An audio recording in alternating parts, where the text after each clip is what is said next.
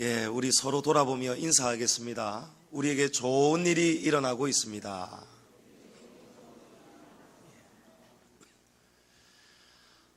스페인 남동부 지역에 알리칸테라는 신도시가 있습니다. 신도시 개발이 한창일 때 유럽풍으로 최고급으로 고층 초호화 아파트를 짓고 있었습니다. 20층까지 이 아파트를 짓는 것이었는데 나중에 설계가 변경이 돼가지고 47층까지로 이렇게 계획이 바뀌었습니다. 20층까지 다 짓고 완공에 이르다가 설계가 바뀌어버리는 거예요. 그리고 또 열심히 신나게 건물을 지었습니다. 근데 또 47층 완공이 되어 갈 즈음에 기절초풍하는 사건이 생기는 거예요. 세상에 엘리베이터가 20층까지는 있는데 21층부터 47층까지 엘리베이터가 없는 거예요. 설계가 그냥 빠져버렸어요. 배나 더 증축을 하는데 그 사이에 아무도 몰랐어요. 왜냐? 전사님 사진이 준비되어 있습니까? 이 건물인데요. 저 건물이 지금 47층까지 공사하고 있는 장면입니다. 원래는 2009년에 저 건물이 완공이 되어야 되는 거예요. 그런데 2009년쯤에 엘리베이터가 없다는 사실을 알게 되어버리는 거예요. 저 사진을 다음 사진 자세히 보면은 건물을 지을 때는 외벽에 설치된 엘리베이터를 이용을 하죠. 그러니까 아무도 엘리베이터의 필요도 못 느꼈고 아무도 몰랐던 거예요. 그러면 이게 말이나 되는 사건입니까? 그런데 이 일이 실제로 있었습니다. 이 건물이 이제 어떻게 됐겠습니까? 내부적으로는 다시 엘리베이터 길을 만드는 게 불가능하다고 합니다. 이제 2009년에 완공이 돼야 되는데 완공을 못하고 겨우겨우 외벽에 어떻게 엘리베이터를 설치를 했겠죠. 2013년도에 거의 한 4, 5년이 더 걸려서 많은 손해를 보고 억지로 짓기는 지었다고 합니다. 신나게 건물 올릴 때는 몰랐는데 건물이 다 지어갈 때쯤 보니까 가장 중요한 걸 빠뜨렸는 거예요. 너무 바쁘게 살다가 보면은 보아야 될 것을, 깨달아야 될 것을 다 놓치고 삽니다. 그러다가 나중에는 큰 낭패를 보는 겁니다. 가령 아침에 바쁘게 출근한다고 후다닥 옷 입고 나갔는데 제가 22층에 사는데 새벽기도 간다고 후다닥 옷 입고 지하 3층 주차장까지, 제가 사는 곳은 1층에 내려가서 지상에서 또 걸어가서 주차장 엘리베이터 타고 또 내려가야 되거든요. 그렇게 엘리베이터 2번 갈아타고 지하 3층에 다 내려갔는데 낭패예요. 왜 낭패를 볼까요? 자동차 키가 없는 거예요. 맛있는 반찬을 여러 가지를 만들어 가지고 손님들 잔뜩 초대해 놨는데 온갖 음식 다 만들어 놨는데 여러분 낭패예요. 낭패. 뭘까요? 밥을 안 앉혀놨네요. 밥을 안 앉혀놨네요. 해외여행 간다고 시간 맞춰서 다 온갖 짐 다 싸고 공항에 딱 맞춰서 도착을 했어요. 그런데 또 낭패예요. 뭘까요, 여러분? 여권을 안 들고 와버렸는 거예요.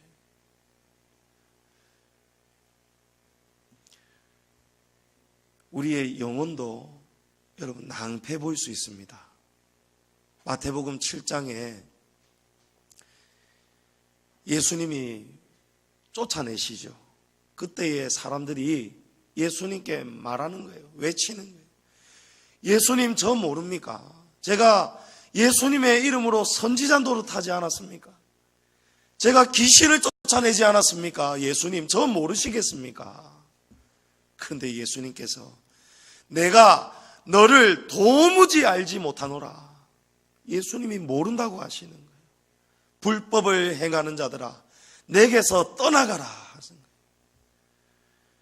예수님의 이름으로 선지자 노릇하고 귀신도 쫓아내고 열심히 잘 산다고 산 줄 알았는데 예수님이 나중에 내가 너를 도무지 알지 못하노라. 여러분, 이런 일이 생겨서는 절대 안 됩니다. 마가복음 10장에 부자 청년이 예수님께 찾아와서 예수님, 어떻게 해야 영생을 얻을 수 있겠습니까? 예수님께 여쭈어보았습니다.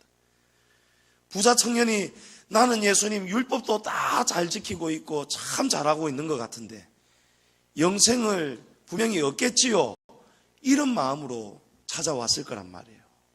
그런데 예수님께서 내게 한 가지 부족한 것이 있으니 라고 말씀하셨어요. 부족한 것이 있습니다. 우리가 모르고 놓치고 사는 것이 분명히 있습니다. 우리가 지금 잘 살지 못하고 있는데도 우리가 지금 잘 산다라고 착각하고 있는 거예요. 건물이 47층까지 지금 잘 올라가고 있는 거예요, 겉으로 보기에는. 그런데 중요한 게 빠졌죠. 건물이 제대로 될 수가 없는 것입니다. 우리가 죽기 살기로 살다가 성도로 사는 이유를 놓치고 살 때가 있습니다.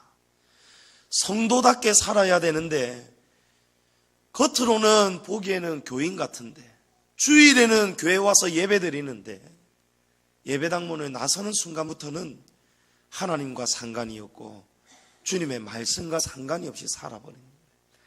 성도로 사는 이유를 모르고 살아가는 겁니다. 성도의 사명을 다 잊어버리고 살아버리는 거예요. 제가 지난 주중에 저희 집사람하고 근 309년 만에 영화를 한번 봤습니다. 극한 직업이라고 여러분 보신 분들 많으실 거예요. 사실 제가 이 영화에 대해서 사람들이 막 이야기하는 소리를 들어보았고 내용을 대충 알고 갔습니다. 이 영화에서 뭔가 얻을 게 있겠구나 싶어서 사실은 주님의 말씀을 위해서 또 언젠가는 이런 소재가 쓰이겠다 싶어서 작정을 하고 간 거예요. 시간이 남아서 영화를 보러 간 게 전혀 아니었어요. 그런데 그 영화를 보는데 많은 것을 하나님이 또 깨닫게 해주셨어요. 그 영화는 마약반 형사들이 이 마약 조직을 검거하는 그런 영화예요. 거기에 고시성을 가진 고반장이 나오는데 이 고반장은 얼마나 형사로서 사명이 투철한지 이 마약 조직을 검거하기 위해서 건너편에 있는 치킨집에서 잠복을 하고 있었는데 이 치킨집이 장사가 안 돼서 문을 닫는 거예요. 그러니까 이제 더 이상 잠복할 최적의 장소가 사라져 버리잖아요. 그래서 고반장이 자기 퇴직금을 먼저 땡겨서 털어가지고 이 가게를 계약을 하고 이 형사들이 치킨집 사장과 직원으로 위장을 해서 잠복을 하게 된 것입니다. 그런데 큰 반전이 일어나는 거예요. 이 장사가 안 돼서 문을 닫았던 치킨집이 이 마약 조직반, 이 마약반이 이 치킨집을 하기 시작하니까 대박이 나버리는 거예요. 사람들이 막 줄을 지어서 들어오고 단체 손님이 오고 난리가 나는 거예요. 나중에 이 마약반 형사들이 전부 다 전화를 받고요. 네, 세상에서 제일 맛있는 치킨집입니다 하고 전화를 받고요. 또 마약반 다른 형사들은 서빙을 하고요.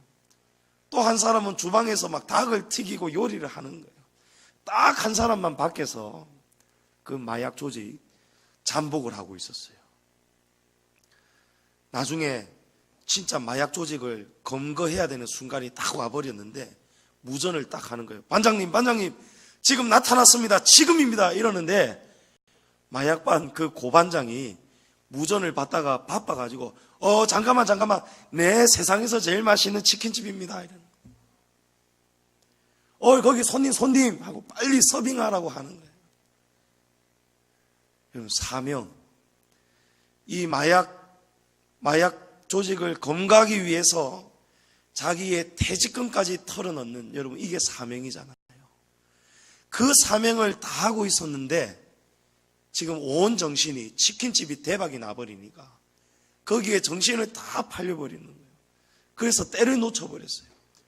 정말 중요한 것은 치킨집을 하는 것이 아니고 마약 조직을 검거하는 것이 목적인데 진짜 중요한 것을 놓쳐버리는 거예요. 나중에 밖에서 이 마약 조직을 망을 보고 있던, 검거를 하려고 지키고 있던 이 형사가 큰 소리를 치는 거예요. 그 고반장에게. 아니, 우리가 범인을 잡으려고 치킨집을 합니까? 아니면 치킨집을 하려고 지금 범인을 잡는 겁니까? 주객이 바뀌어버렸다는 거예요. 퇴직금을 털고 치킨집을 차린 이유, 여러분 범인 잡는 것이죠.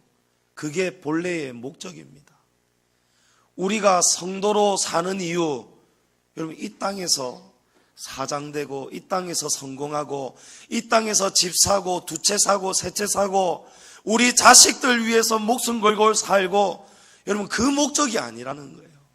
본래 우리에게 주신 목적이 분명하게 있습니다. 성도로 살아라고 하나님이 우리를 부르신 줄을 믿으시기 바랍니다. 오늘 저와 여러분이 어떻게 해서 이 자리에 있죠? 하나님이 살아계시기 때문에 이 자리에 있는 것입니다. 하나님이 살아계시지 않는다면 저와 여러분이 이 자리에 한 사람도 이렇게 만날 수가 없습니다. 이 건물이 어떻게 망미동 이 자리에 있을 수 있겠습니까? 개척을 하신 목사님, 제 아버지입니다. 아버지께서 원래 은행가로 잘 나가고 계셨어요.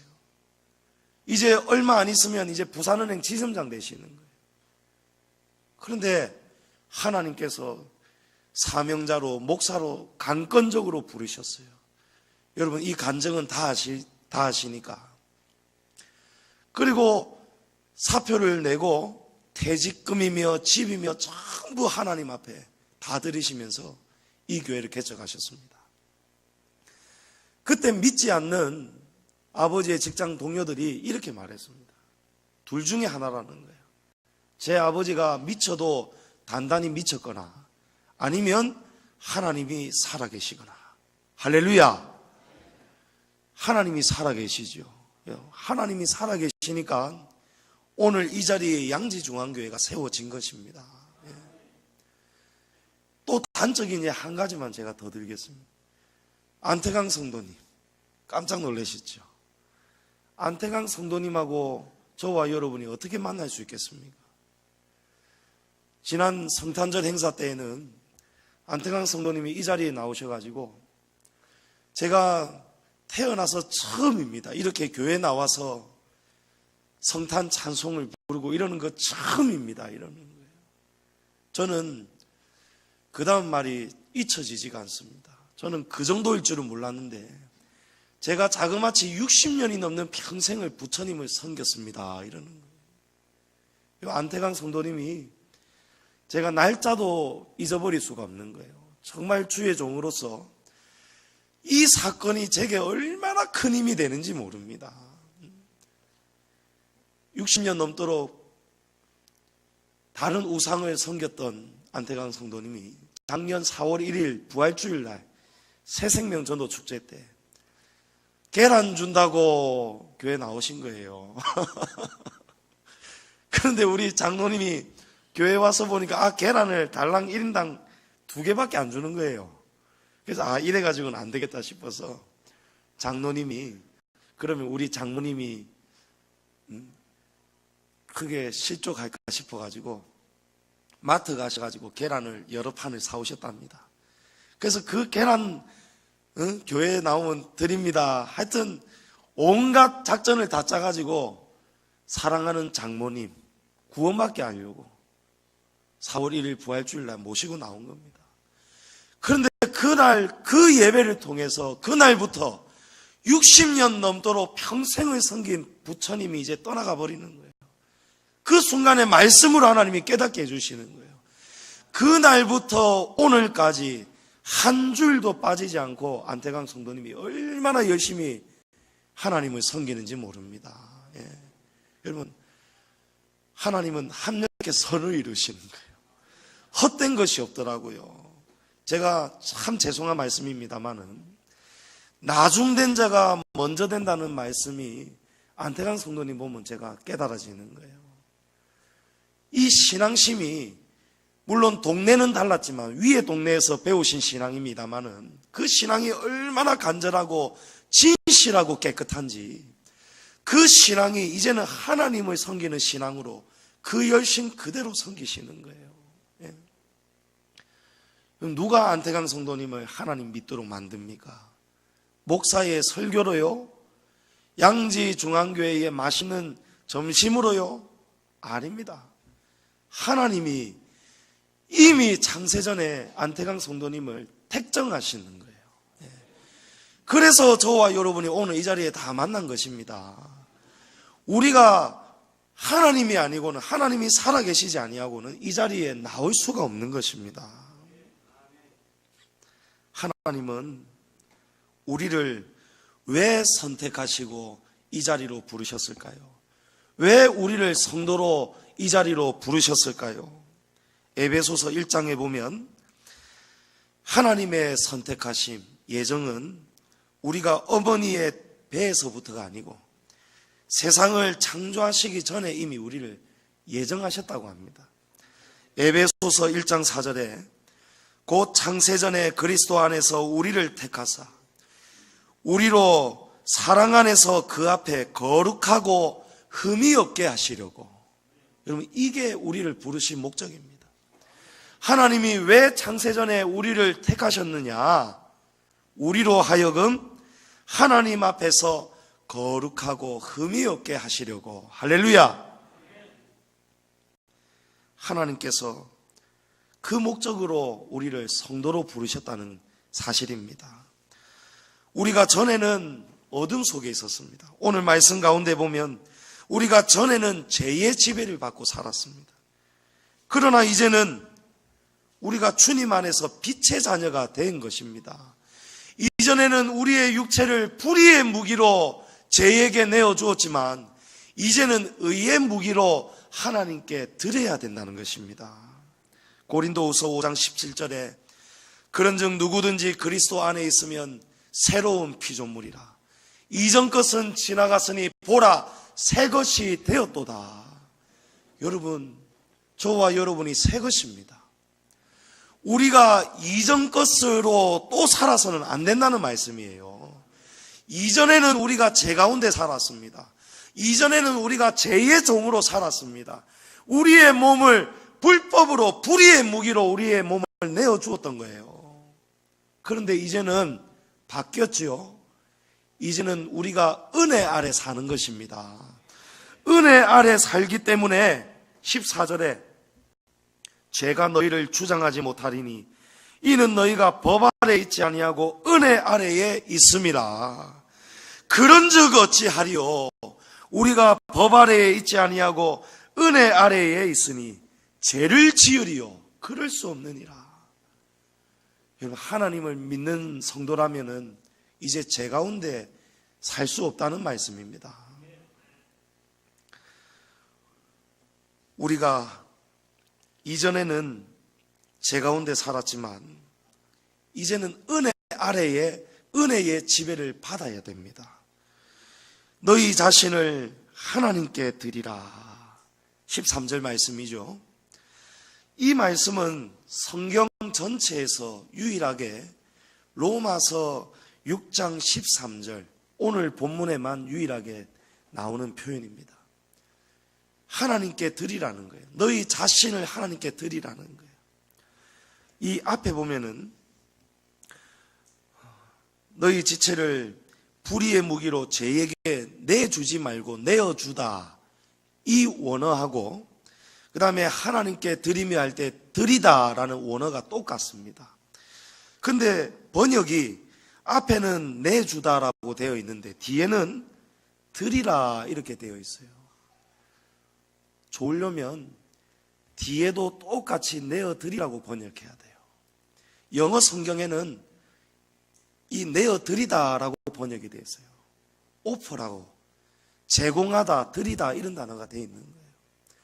우리가 이제는 어떻게 살아야 되느냐? 우리가 물론 죄의 저주가 아직 끝나지 않았죠. 우리는 여전히 연약합니다. 나중에 말씀드리겠지만 우리는 죄에 자주 걸려 넘어집니다. 그러나 이제 우리 자신을 죄에게 내어주지 말라는 거예요. 죄짓도록 우리의 몸을 제공하지 말라는 거예요. 우리의 몸을 이제는 하나님께 내어드려라는 거예요. 여러분, 하나님께 드리고 있습니까? 여러분 몸을, 여러분의 영혼을 하나님께 내어드리고 있습니까? 우리가 한번 스스로 한번 정직하게 한번 묻고 답해 보십시오. 지난 주일날 말씀 제목 기억하시죠? 하나님의 것입니다. 우리 마음이 하나님의 것이에요. 우리의 육체가 하나님의 것입니다. 우리의 은과 금과 재물이 하나님의 것입니다. 우리의 가정이 하나님의 것입니다. 여러분, 그렇게 살고 있느냐 말이에요.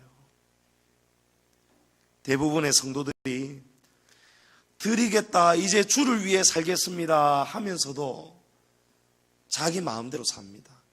하나님께 안 드리는 거예요. 못 드리는 거예요.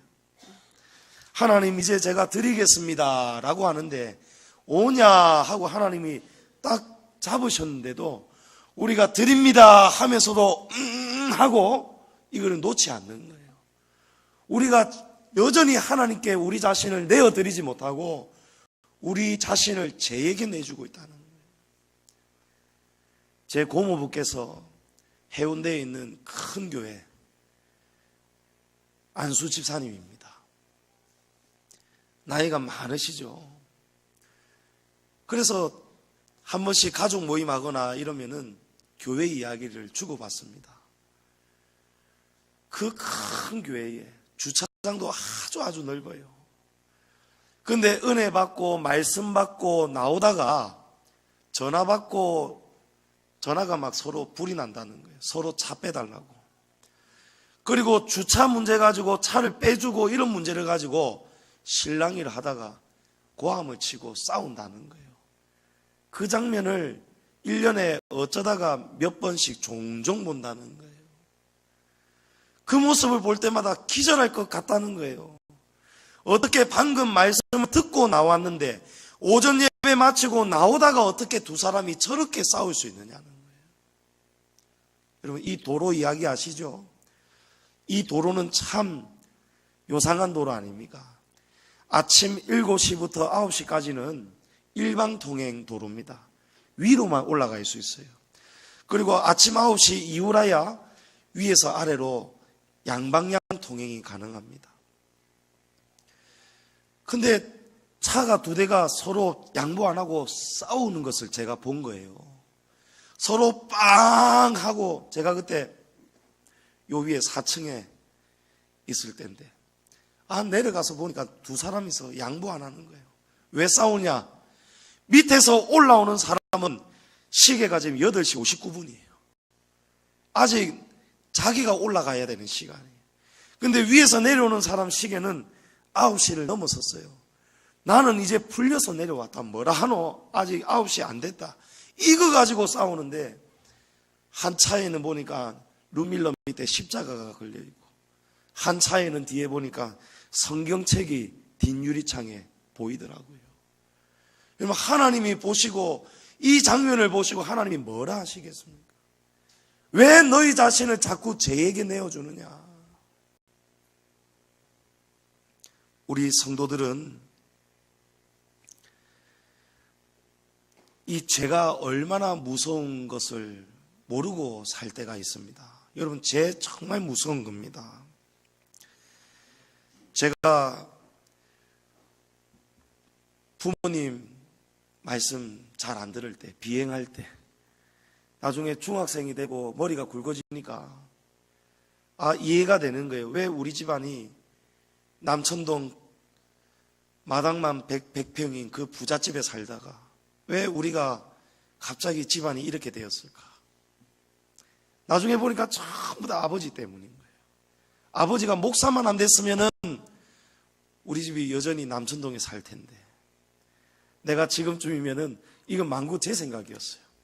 내가 이대로 아버지 은행 잘 다니시는 아버지 밑에서 자랐다면은 내가 나중에 분명히 뚜껑 열리는 차를 타고 다닐 텐데 이제 아버지 때문에 우리 집안이 다 망했구나. 그러면서 막 반항이 나오더라고요. 학교도 안 가고 막 오토바이도 막 타고 다니고 이랬습니다. 근데 제 친구들하고 오토바이를 여러 대 타고 같이 비행을 하고 있었는데 서면에 여러분 한창 폭주족 많았을 때 있죠. 그때 제가 그곳에 있었습니다. 그런데 어느 날 비가 오는 날이었는데 반대편에서 승용차 하나가 2번, 3번, 4바퀴를 돌면서 우리 오토바이 줄을 서서 가는 행군을 덮치는 거예요. 제 앞에 있는 오토바이 2대가 그 차 밑에 들어가 버렸어요. 그리고 그 차가 돌면서 제 앞바퀴를 겨우 스치기 직전에 멈춰버리는 거예요. 제가 넘어질 듯 하다가 겨우 일어났습니다. 제 친구하고 그 뒤에 타고 있던 친구하고 두 사람이 차 밑에 깔려 들어갔는데 한 사람은 폐가 완전히 큰 고장이 나버리고 한 사람은 이 머리가 바퀴 도는 거기에 싹 끌려 들어가는 바람에 이 얼굴이 물고기 아가미처럼 숨 쉬는데 덜렁덜렁거리는 거예요. 제가 그 장면을 본 거예요. 너무 무서워가지고요. 제 오토바이는 멀쩡한데 그날부터 오토바이는 못 하겠더라고요. 친구들 다 마찬가지였어요. 우리 오토바이 전부 다 줄 세워가지고 다른 데 숨겨놔 놓고 그 다음날 각자 돈 내가지고 용달 불러가지고 하물로 오토바이를 싣고 왔습니다. 시동만 걸면 가는데 오토바이가 그 끔찍하고 무서운 것을 바라보고 나니까요 못 하겠는 거예요. 모르면은 탔는데 알고는 이제 못 하겠는 거예요. 제 어머니께서 하신 말씀이 있습니다. 누가 그러는데 아들아 오토바이 타고 2년 안에 병신 안 되는 게 병신이란다. 그 말은요 오토바이 타면 다 대부분이 병신 된다는 거예요. 사고가 잘 난다는 거예요. 그때 저는 안 들었습니다. 근데 직접 보고 나니까요 무서워서 못 하겠는 거예요. 그날부터 오토바이 팔고요 못합니다. 못하는 거예요. 그런데 수년이 지나가지고요 송기성 집사님이 부인 조혜진 집사님 몰래 오토바이를 산 거예요. 제가 매장에 놀러 갔다가 오토바이가 있는 거예요. 타고 싶어가지고 제가 한번 탔는데 그거를 싹 저를 찍어놨다가 목사님 나중에 우리 성도들 보여줄 겁니다. 협박하는 거 있죠. 사람은요 여러분 잊으면은 또 죄 짓습니다. 말씀의 자리에서 멀어지면은 또 죄 짓는 거예요. 제가 무섭다는 것을 깨달았는데도 또 멀어지면요 또 죄 짓더라고요. 여러분 목사도 죄 짓습니다. 목사도 은혜 가운데 살지 않고 기도 가운데 살지 않으면요 목사도 넘어지고 목사도 죄를 짓는단 말이에요. 그런데 여러분은 어떻겠습니까? 여러분 어떻게 살아야 되겠습니까? 성도들이요 사랑의 하나님만 알고 하나님의 은혜만 철석같이 믿고 살아가는데 여러분 큰 코 다칩니다. 이제부터 잘 들으셔야 됩니다. 성경은 죄에 대해서 추상적으로 설명하지 않습니다. 매우 구체적으로 가르치고 경고합니다. 성경에는요 용서를 받는 죄도 있지만 사함을 받지 못하는 죄가 있다는 거예요. 또 겉으로만 짓는 것만이 죄가 아니고 하나님의 요구에 순종하지 않는 것도 실행하지 않는 것도 죄라고 가르쳐 줍니다. 하나님 나라에 못 들어가는 죄가 분명히 있다는 거예요. 성경이 왜 죄에 대해서 구체적으로 가르칠까요? 나중에 하나님의 심판이 아주 구체적이라는 사실입니다. 얼렁뚱땅 통과 이거 안 된다는 거예요. 세상에 극한 직업 영화 보러 우리 집사람하고 갔을 때에 사실은 집사람이 공짜표가 생겼는 거예요. 공짜표를 예약을 했는데 우리 집사람이 그날 날짜로 예약을 해야 되는데 그 다음 날짜로 예약을 하고는 용감하게 저를 데리고 극장을 간 거예요. 그런데 그 앞에서 이 체크하는 직원이 그냥 우리를 통과시켜줬는 거예요. 우리는 몰랐습니다. 그 다음날 어제 영화 봤던 그 시간쯤 돼서 문자가 오는 거예요. 우리 집 사람한테. 고객님, 영화 시작 몇 분 전이니까 빨리 입장하십시오 하고 문자가 오는 거예요. 그거 보고 우리 집 사람이 이게 뭐지 하고 보니까, 표를 보니까 어제 날짜가 아니고 오늘 날짜인 거예요. 대충 보고 통과시켜줬는 거예요. 여러분, 하나님 나라는요, 대충 통과 못합니다. 내가 너희를 도무지 알지 못하노라, 예수님이 이래버리면 우리는 영원 형벌 지옥에 가는 거예요. 거기서는 못 나옵니다. 100년, 1000년, 만년 아닙니다. 만년이라는 세월도 끔찍한 세월이지만 만년 지나고 나올 수만 있다면 여러분, 그건 지옥이 아니겠죠. 못 나옵니다. 못 나와요. 마태복음 25장에 내가 줄일 때에 너희가 먹을 것을 주지 아니하였고 목마를 때에 마시게 하지 아니하였다. 예수님께 사람들이 깜짝 놀라서, 주님, 우리가 언제 주님을 공양하지 아니하였나이까? 지극히 작은 자 하나에게 하지 아니한 것이 내게 하지 않은 것이다. 그리고 하시는 말씀이, 그들은 영벌에, 의인들은 영생에 들어가리라. 여러분, 이 사람들이 예수님을 몰랐다고 하지 않습니까? 주님, 우리는 몰랐습니다. 그런데 예수님은 지극히 작은 자 하나에게 하지 아니한 것이 곧 내게 하지 않은 것이다. 주님, 우리는 몰랐는데요. 주님, 정말 몰랐는데요. 억울합니다. 억울합니다. 여러분, 안 통합니다. 누가복음 12장 48절에 충격적인 말씀이 있어요. 예수님은 종이 주인의 뜻을 몰라서 잘못을 행해서도 매를 피할 수 없다라고 말씀합니다. 모르고 짓는 죄도 심판을 받는다는 거예요. 모르고 지은 죄도 예수님께서 그 죄를 묻는다고 말씀하시는 거예요. 하물며 우리가 알고도 짓는 죄, 알면서도 짓는 죄는 여러분 얼마나 악한 죄겠습니까? 우리가 알면서도 양심의 찔림을 받으면서도 변화되지 못하고 반복하는 죄. 예수님께서 오른눈을 빼버리라, 오른손을 제거하라. 여러분, 오른눈, 오른손은 반복적인 거죠. 아끼는 것입니다. 우리가 반복해서 짓는 죄는 우리가 아끼는 죄예요. 우리가 사랑하니까 그 죄를 못 끊는 거예요. 그러니까 예수님께서 반복해서 짓는 죄, 아끼는 죄, 이 죄를 가지고는 하나님 나라 못 들어간다고 말씀하시는 거예요. 성령을 회방하는 죄는 사함을 받지 못합니다. 무엇이 성령을 해방하는 죄냐? 성령께서 우리 안에서 말씀하고 외치시는데도, 주의 종을 통해서 하나님께서 겉면의 말씀을 주시는데도 그 말씀을 들었는데도 돌아서지 않고 죄를 짓고 또 죄를 짓는 것, 여러분, 이 죄가 바로 성령을 회방하는 죄입니다. 들었는데도 계속해서 무시하는 거예요. 성령을 무시하고 회방하는 것입니다. 잠언 말씀해 보면 개는 토한 것을 다시 먹는다 하지 않습니까?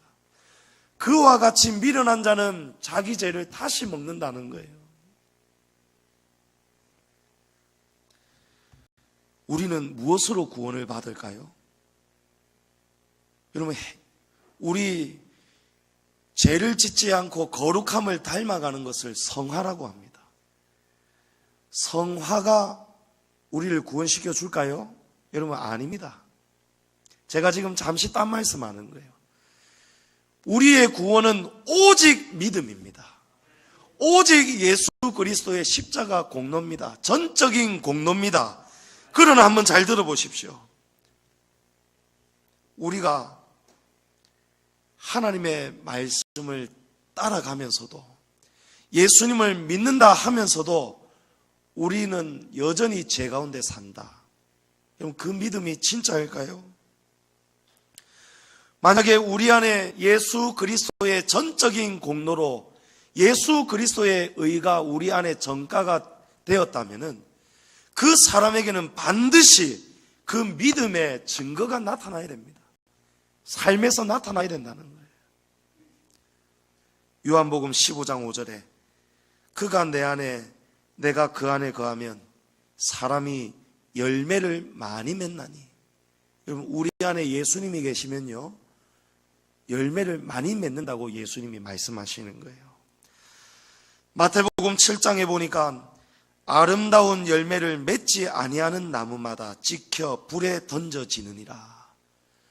여러분 똑똑하시니까 다 이해하실 거예요. 아름다운 열매를 맺지 아니하는 나무, 이 나무는 누구를 말합니까? 우리 성도를 말합니다. 예수 그리스도가 안에 없어서 예수님이 없기 때문에 열매를 맺지 아니하는 나무는 나중에 불에 던져지는 거예요. 이 불은 어디입니까? 지옥입니다. 이러므로 그들의 열매로 그들을 알리라. 나더러 주여 주여 하는 자마다 다 천국에 들어갈 것이 아니요 다만 하늘에 계신 내 아버지의 뜻대로 행하는 자라야 들어가리라. 여러분, 열매 맺지 못하면은 하나님 나라에 못 들어간다는 거예요. 행함이 없는 믿음은 가짜라는 거예요. 행함이 없는 구원은 가짜라는 것입니다. 그런 구원은 없다라는 사실입니다. 고린도후서 5장 10절에 이는 우리가 다 반드시 그리스도의 심판대 앞에 나타나게 돼요. 각각 선악간에 그 몸으로 행한 것을 따라 받으려 함이라. 여러분, 나중에 우리 몸이 행한 대로 다 심판받는다는 거예요.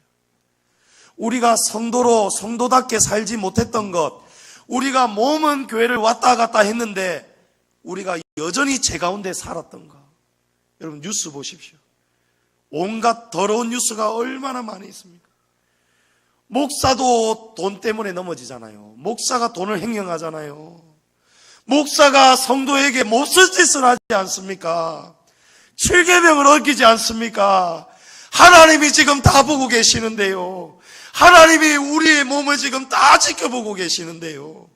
너희 몸을 불의의 무기로 죄에게 내주지 말고 너희 몸을 의의 무기로 하나님께 드리라. 하나님께 제공하라 말씀한단 말입니다. 여러분, 두려워하셔야 돼요. 죄를 무서워하셔야 돼요. 여러분, 제가 얼마나 무서웠는지 여러분 이해가 되시겠죠? 얼마나 무서웠으면은 멀쩡한 오토바이를 두고 왜 돈을 주고 화물에 실어 가겠느냐 말입니다. 너무너무 무서운 거예요. 무서운 것을 알면요 죄 못 짓습니다. 무서운 것을 알면 더 이상 오토바이 못 합니다. 그런데 몇 년 한참 세월이 지나니까요 오토바이를 또 타게 되더란 말이에요. 그게 우리의 저주입니다. 그게 우리의 약함이에요. 19절을 보십시오. 너희 육신이 약함으로. 우리 육신이 약한 거예요. 우리 안에 저주가 너무 깊은 저주가 있어가지고 개가 토한 것을 먹는 것처럼 우리가 그 더러운 죄를 짓고 또 짓고 또 짓는 것입니다. 누구를 손가락질 할 필요가 없어요. 여러분, 우리 안에 이 약함이 다 있답니다. 어떤 겁니까? 마가복음 7장에 보면 예수님이 이렇게 가르쳐 주시는 거예요. 우리 안에 어떤 더러움이 있는가? 사람에게서 나오는 그것이 사람을 더럽게 하느니라. 속에서 곧 사람의 마음에서 나오는 것은 악한 생각 곧 음란과 도둑질과 살인과 간음과 탐욕과 악독과 속임과 음탕과 질투와 비방과 교만과 우매함이니 이 모든 악한 것이 다 속에서 나와서 사람을 더럽게 하느니라. 그 약함이 우리 안에 다 있습니다. 여러분 안에 여러분이 나빠서 악해서가 아니고 우리가 그렇게 저주 아래 태어났기 때문에 이 약함이 있기 때문에 목사도 넘어지고 성도도 넘어지고 다 넘어지는 겁니다. 그러면 우리가 어떻게 해야 성도다운 삶을 살 수 있는가? 이제 결론입니다. 19절에 내가 사람의 예대로 말하노니, 여러분 이 말씀은 사도 바울이 내가 너희가 알아듣기 쉽도록 너희가 잘 알 수 있도록 내가 지금 설명하노라, 이런 말씀이에요. 전에 너희가 너희 지체를 부정과 불법에 내주어 불법에 이른 것 같이 이제는 너희 지체를 의에게 종으로 내주어 거룩함에 이르라. 여러분, 우리가 이제는 의의 종이 되어야 됩니다. 어떻게 해야 우리가 의의 종이 되느냐? 로마서 8장 9절에 만일 너희 속에 하나님의 영이 거하시면 너희가 육신에 있지 아니하고 영에 있나니 누구든지 그리스도의 영이 없으면 그리스도의 사람이 아니라. 또 그리스도께서 너희 안에 계시면 몸은 죄로 말미암아 죽은 것이나 영은 의로 말미암아 살아있는 것이니라. 여러분, 우리 안에 그리스도의 영이 계셔야, 그래야 우리가 의로 산다는 거예요. 그래야 우리가 의의 종이 된다는 것입니다. 그리스도의 영은 바로 성령님입니다. 우리 안에 성령이 계시지 않기 때문에 우리가 죄를 짓는다는 거예요. 우리 안에 성령님을 모시고 살지 않기 때문에 우리가 죄에게 몸을 내어준다는 것입니다. 우리 안에 성령이었기 때문에 목사도 넘어지고 성도도 넘어진다는 거예요. 그러면 여러분, 우리가 어떻게 해야 성령을 받을 수 있을까요? 성령을 어떻게 해야 받을 수 있을까요? 사도행전 8장에 보면 베드로와 요한이 사마리아 성에 복음이 전파되었다 함을 듣고 그 성에 있는 성도들을 위해서 갑니다. 그 성도들은 예수님을 주로 고백하는 성도였지만 아직 성령을 받지 못했는 거예요. 그래서 뭐라고 말씀하시느냐? 사마리아 성의 사람들이 하나님의 말씀을 받았다 함을 듣고 내려가서 그들을 위하여 성령 받기를 기도하니. 여러분, 성령을 어떻게 해야 받지요? 기도해야 받습니다. 기도해야 우리 안에 성령을 하나님이 보내주시는 거예요. 예수님께서 승천하시면서 예루살렘 성을 떠나지 말고 성령을 기다리라 말씀하셨습니다. 성령을 어떻게 기다렸습니까? 마가 요한의 다락방에서 날마다 모이기를 힘쓰면서 기도했다고 합니다. 기도할 때에 어느 날 호련히 불의 혀같이 갈라지는 성령의 불이 임하는 것입니다. 기도해야 어느 날 성령이 우리 안에 충만히 임하는 거예요.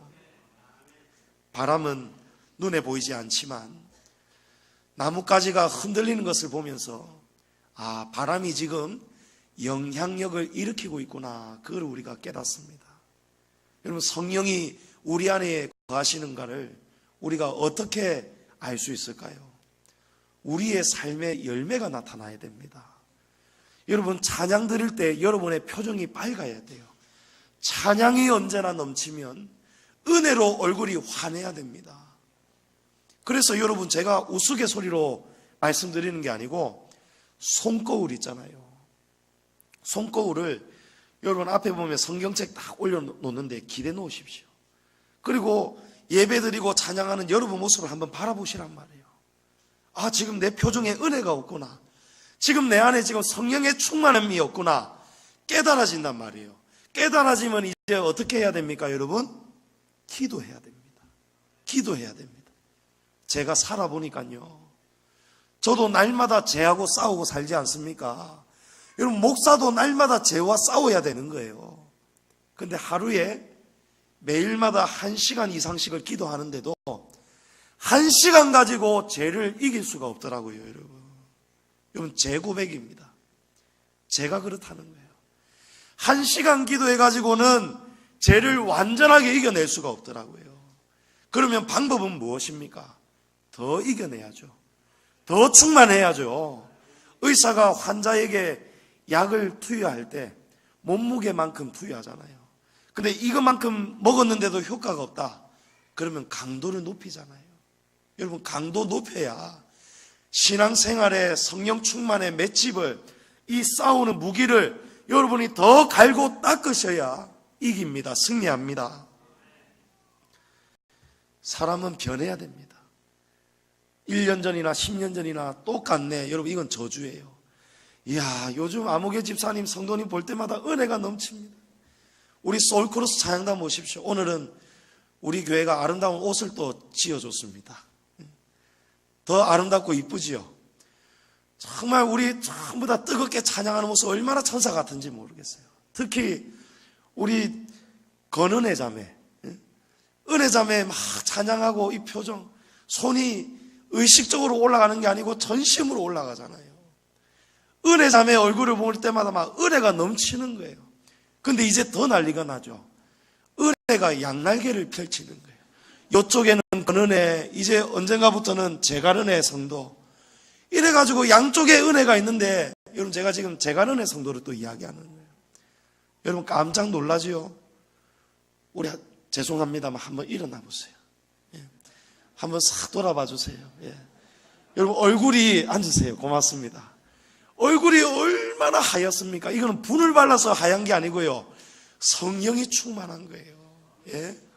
말씀의 은혜를 받는 거예요. 예?